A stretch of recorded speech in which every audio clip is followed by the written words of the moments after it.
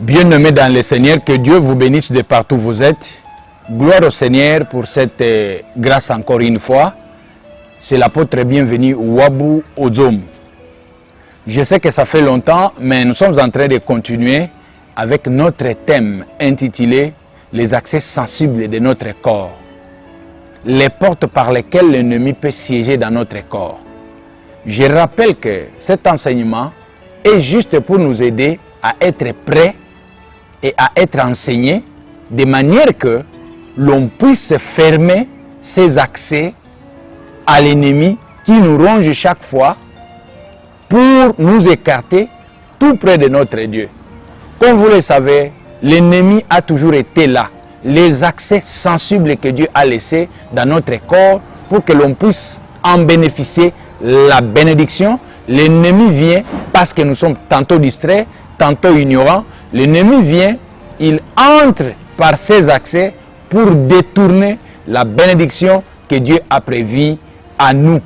Et quand quelqu'un rate sa bénédiction, quand quelqu'un est en train de traînailler dans la malédiction, il a même les difficultés de comprendre l'existence de Dieu. Parce que partout où il veut toucher, ça ne marche pas.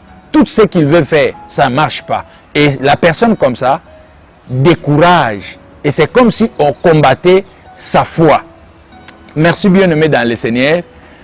Aujourd'hui, après avoir enseigné sur les cordons ombilicaux, après avoir enseigné sur le nez, sur les pieds, les plantes des pieds, les mains ou paume des mains, l'anus ou rectum, aujourd'hui, bien-aimés dans le Seigneur, nous allons parler de là où se trouve l'amour, de là où se trouvent les sentiments, de là où se trouve la générosité, de là où se trouve l'attachement, de là où se trouve le dévouement. Bien-aimés dans le Seigneur, là même endroit se trouve aussi la haine, se trouve aussi les rancines.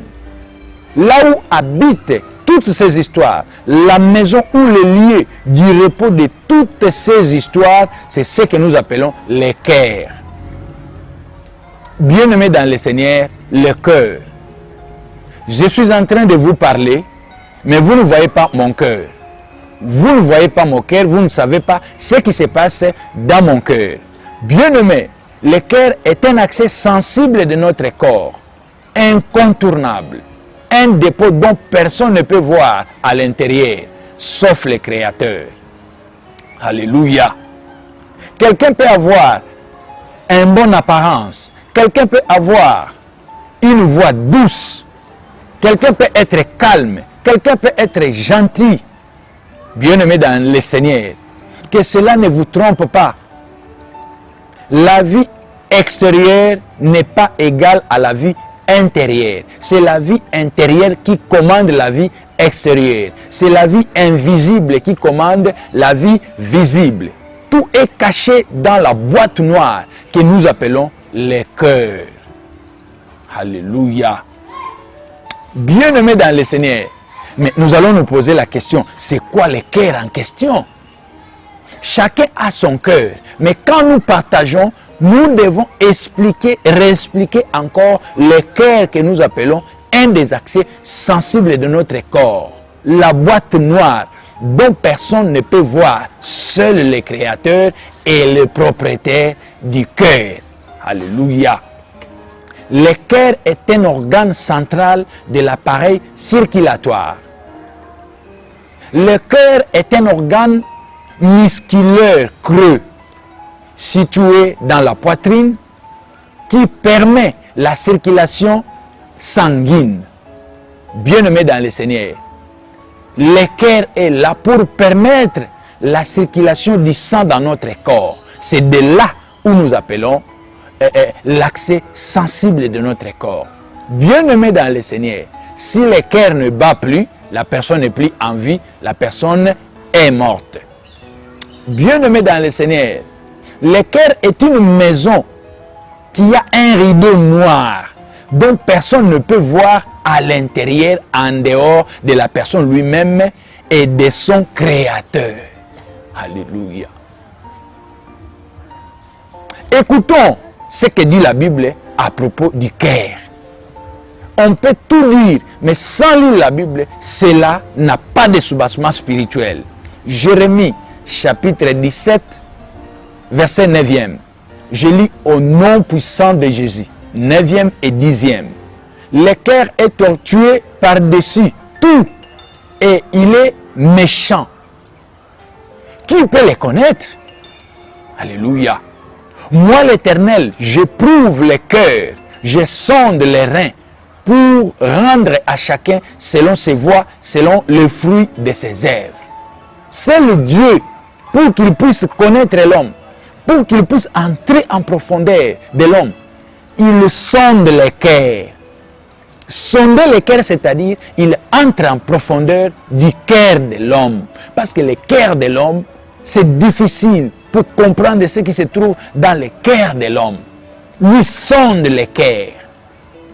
Même le médecin, il peut t'opérer, mais il ne saura pas qu'est-ce qu'il y a en réalité dans ton cœur. Il va voir le sang, mais il ne saura pas qu'est-ce qui se passe. Alléluia.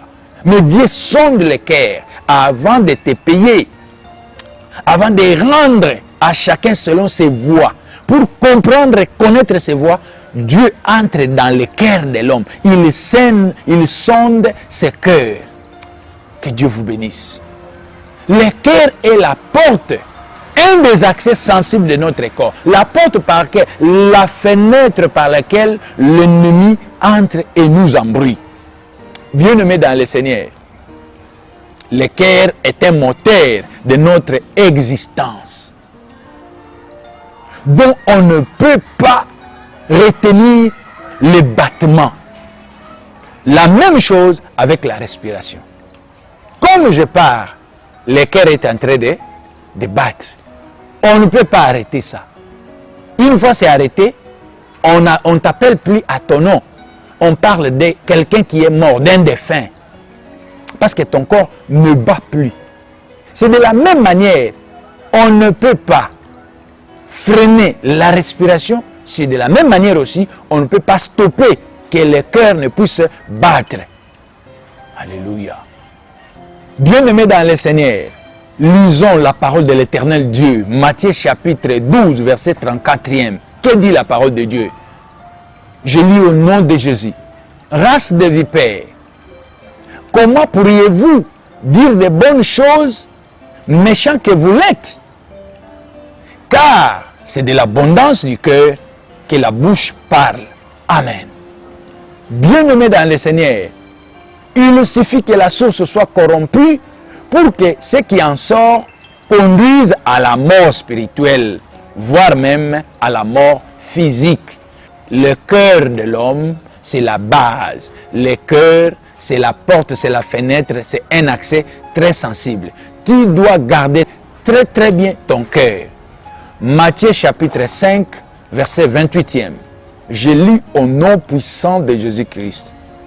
Il est écrit, mais moi, je vous dis, quiconque regarde une femme pour la convoiter a déjà commis un adultère avec elle dans son cœur. Il y a les gens que nous voyons sérieux, avec une voix très basse, quelqu'un gentil, alors que Dieu sonde son cœur. Une fois tu regardes la femme d'autrui, tu regardes une femme avec cet état d'esprit de convoitisme, tu es déjà un homme d'adultère. Matthieu chapitre 5, verset 28e. Bien-aimé dans le Seigneur, maintenant regarde ton cœur. Est-ce que ton cœur est un accès sensible qui te produit la bénédiction ou la malédiction? Alléluia. Si tu poses cette question, si tu fais l'introspection de ton cœur, toi-même tu vas savoir si la fin venait maintenant. Tu iras au ciel ou tu iras au diable. Bien-aimé dans le Seigneur, en lisant ces versets, nous voyons clairement que le cœur humain est un cible préféré de l'ennemi. Le cœur humain est un cible préféré de l'ennemi. C'est un cible que le diable et ses démons conduisent l'homme pour se séparer. Alléluia. Si l'homme tombe, c'est à cause de ces cibles. L'ennemi prend ses démons, le diable et ses démons, ils vont là-bas. Ils vont siéger dans ton cœur. Quand ils vont siéger dans ton cœur, le but est que tu tombes, que tu te sépares avec ton Dieu. Alléluia. L'ennemi accentue, il est là pour continuer à te séparer avec ton Dieu en ciblant ton cœur. Même quand tu n'as rien dit, tu penses à quoi? Ton cœur est rempli de quoi? Tu n'as même pas le temps que Dieu puisse te visiter parce que ton cœur est rempli de beaucoup de choses qui ne sont pas correctes comme un enfant de Dieu. Avant, tu avais aussi les dons des songes. Mais est-ce qu'aujourd'hui c'est parti où? Dieu sonde les cœurs. Il te connaît en réalité, en totalité, quand il voit ton cœur. Bien-aimé, l'homme est né sans problème. Dieu a disposé le cœur de chacun de nous sans problème, sans tâche.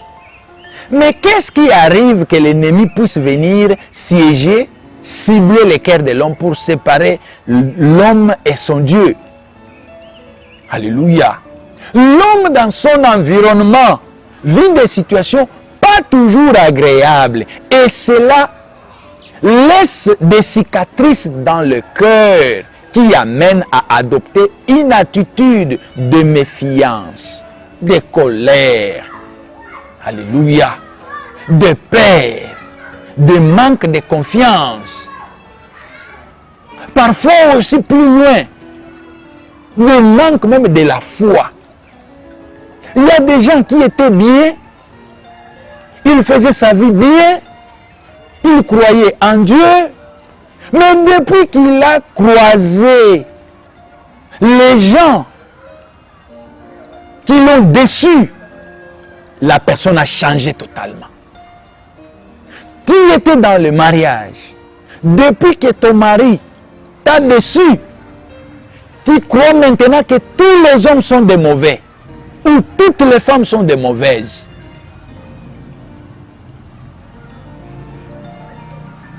Tu ne veux plus faire confiance à qui que soit. Parce qu'on t'a escroqué. Et tu penses maintenant que tout le monde est devenu escroc. Ton cœur est devenu noir. À cause des événements qui sont passés à ton environnement. Bien-aimé dans le Seigneur, sors dans cet état d'esprit. Il y a encore de l'espoir. Jésus-Christ de Nazareth est encore là. Jésus-Christ mort ressuscité, alléluia, est encore là. Ne prends pas d'autre attitude parce que tu as été tenté, soit menacé, soit bouleversé, parce que tu as échoué, tu as eu des blessures. Et voilà, aujourd'hui, tu as changé ta vie. Alléluia. Par ces actions, le diable se constitue un trésor de guerre spirituelle par procuration. Par procuration. Ne laisse pas ta vie parce que tu as échoué. Ne laisse pas parce que tu as été empoisonné à l'église. Tu dis tous les pasteurs sont des voleurs. Parce que tu t'es croisé avec quelqu'un qui s'est fait homme de Dieu alors qu'il ne l'était pas. Maintenant, tu considères tous les serviteurs de Dieu des voleurs, des escrocs, des menteurs, etc. Non, bien-aimé dans le Seigneur. Le cœur change quand il y a un événement malheureux. Matthieu, chapitre 12, verset 35e. La Bible dit ceci. L'homme bon tire de bonnes choses de son bon trésor. Et l'homme méchant tire de mauvaises choses de son mauvais trésor. Tout ça, c'est le cœur de l'homme bien-aimé dans le Seigneur. Ton cœur est comment? Depuis que tu as été blessé, ton cœur est comment? Alléluia. Matthieu chapitre 6, verset 21e. Au nom puissant de Jésus-Christ. Car là où est ton trésor, là aussi sera ton cœur. Voilà, alléluia.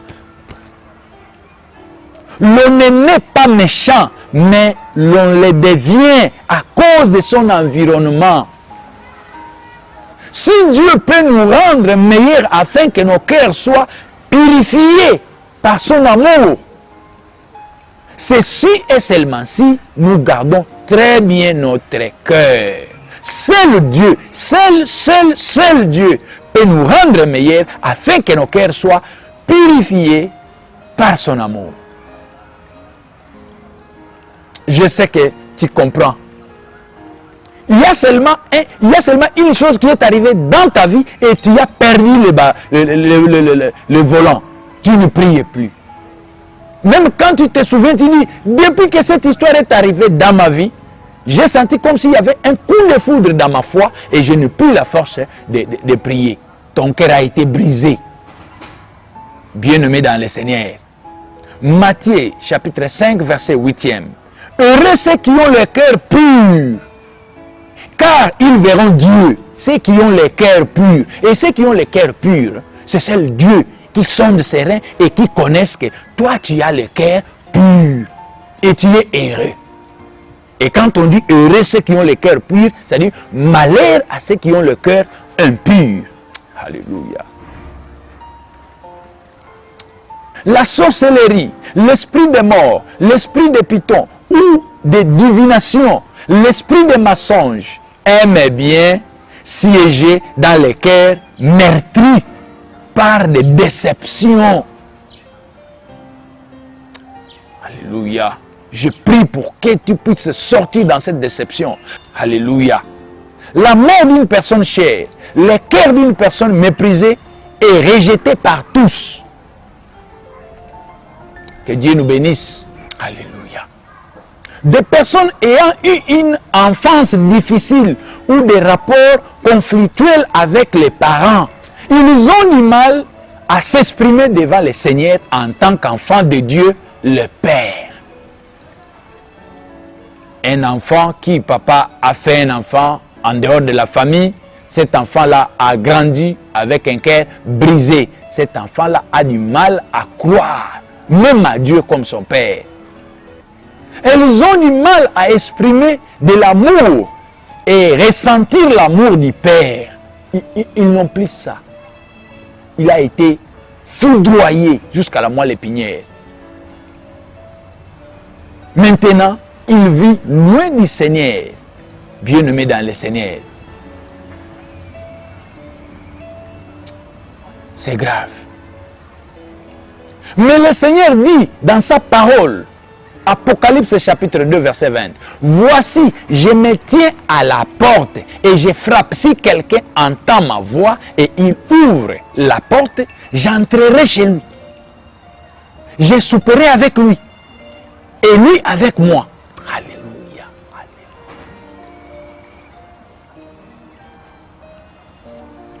Bien-aimé dans le Seigneur, Dieu ne meurt pas. Dieu ne donne pas le temps à l'ennemi pour t'écraser. Des fois, la vie, c'est comme ce que nous prenons en mathématiques. Courbe sinusoïdale. Des fois, tu peux monter, des fois, tu peux descendre. Saisis que Zach, les montées, les hauts et les bas. Tu ne peux pas te décourager, bien-aimé dans le Seigneur, à cause de ce qui t'est arrivé. Voilà. Tu as détruit ton cœur. Tu as rempli ton cœur avec des problèmes. Et maintenant, c'est le siège de l'ennemi. Bien-aimé dans le Seigneur. Proverbe chapitre 4, verset 23e. Garde ton cœur de plus que toute autre chose, car de lui viennent les sources de vie. Est-ce que tu protèges ton cœur? Est-ce que tu sais que le seul bijou que tu as, c'est ton cœur? Est-ce que tu sais que si le cœur, il y a arrêt du cœur, on ne va plus t'appeler à ton nom, on va t'appeler un défunt, un cadavre? Est-ce que tu sais que quand ton cœur bat, il y a le nombre bien déterminé, que Dieu a déterminé le nombre de coups que ton cœur battra, le jour où le nombre là arrivera à la fin et tu mourras? Tu sais ça? Il est Dieu, il t'a donné le nombre de temps. Il connaît l'appareil que nous appelons cœur. Il connaît le nombre de temps que ça va battre. Jusqu'à ce que le jour où ce temps-là arrivera, lui-même a prévu pour toi l'endroit, l'heure et le milieu. Et l'arbre à laquelle Dieu a prévu que l'on puisse faire un cercueil pour toi. Cet arbre-là est prévu. Le jour où cet arbre-là commencera à pousser et commencera à avancer jusqu'à ce qu'on fera des planches, c'est le jour où tu vas partir et c'est ces planches-là. Il est Dieu véritable. Alléluia. Tu vois la grandeur de Dieu. Tu pleures, tu dis je suis pauvre, alors que ton cœur est rempli de richesses. Quelle richesse? Médisance. Être témoin de mensonges, parler des gens. C'est toi celle qui connaît tout. Tu es là que pour critiquer même les hommes de Dieu. Tu n'as pas de respect aux hommes de Dieu. Tu n'as pas de respect aux voisins. Tu n'as pas de respect aux plus âgés que toi. Tu n'as pas de respect aux parents. Ton cœur est rempli. Tu n'es pas pauvre. C'est pourquoi tu meurs de faim. Dieu voit. Mais il dit errer les pauvres en esprit. Mais toi, ton esprit est rempli. Ton cœur est rempli de choses. Tu n'es pas pauvre. Tu es millionnaire alors que tu es pauvre. Bien-aimé dans le Seigneur. Même si tu demandes quelque chose à quelqu'un, s'il ne te donne pas, sache que c'est Dieu qui n'a pas permis à ce qu'il puisse te donner. Sois calme. Tu peux être là, tu pleurais, tu disais, Dieu, le jour où tu vas me bénir, maintenant il t'a béni. Est-ce que tu te rappelles encore de ça? Ton cœur est embrouillé, ton cœur vit dans l'embrouillement. Alléluia. On t'a prophétisé, on t'a dit, tu seras grand. Mais jusqu'aujourd'hui, tout ce que tu tiens, ça ne marche pas. Tu es déjà découragé. Tu penses que Dieu n'existe plus. Alors que tu as la promesse. Tout le monde dans le monde a une promesse. Jésus est le Seigneur des Seigneurs. Il est le créateur de notre vie. Il nous donne des chances. Il nous donne sa vie. Voilà, il dit en Apocalypse, je venais de le dire, voici, je me tiens à la porte. Ta porte est fermée. Pourquoi? Ouvre ta porte à Jésus-Christ. Un accès sensible. Une porte par laquelle l'ennemi siège pour t'éloigner, pour t'écarter à ton Dieu et que tu ne puisses pas toucher à ta bénédiction. C'est ton cœur que nous avons parlé aujourd'hui. Je prie pour toi. Seigneur Dieu, tu es le Dieu véritable. Tu es en train de suivre, tu es en train de voir. Celui qui suit cet enseignement, son cœur était brisé. Il ne sait plus quoi faire. Il a changé les comportements. Son tempérament a changé. Il ne croit plus qu'il y a quelqu'un qui peut être quelqu'un de Dieu. Parce qu'il a été trompé par les hommes de Dieu, par ses voisins. Oh Seigneur, donne la seconde chance à cette personne qui me suit maintenant. Au nom puissant de Jésus-Christ. Même s'il est malade à l'hôpital, même s'il est où, qu'il puisse retrouver la seconde chance et que le Saint-Esprit puisse être avec lui, puisse lui garder, puisse lui sauver, lui guérir. Au nom puissant de Jésus-Christ, nous avons ainsi prié. Amen.